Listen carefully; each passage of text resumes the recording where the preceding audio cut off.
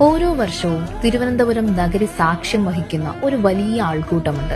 ഇത് സമരമോ പരേഡോ ഒന്നുമല്ല, 1000-ലധികം സ്ത്രീകൾ ഒത്തുകൂടുന്ന ഒരാഘോഷം. തീയും പുകയും ഒപ്പം വിശ്വാസത്തിന്റെ ചൂടും.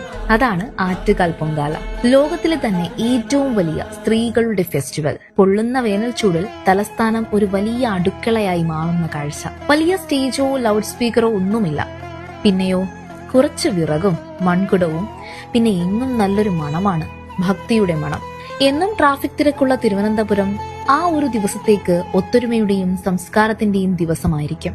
റോഡിന് ഇരുവശവും നിരനിരയായി അടുപ്പും പുകയും. ഇതിലെ ഏറ്റവും പ്രധാനപ്പെട്ട കാര്യം എന്തെന്നറിയോ?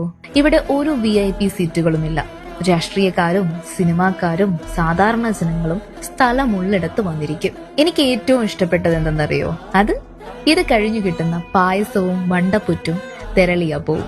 നിങ്ങൾക്കോ? Just comment below.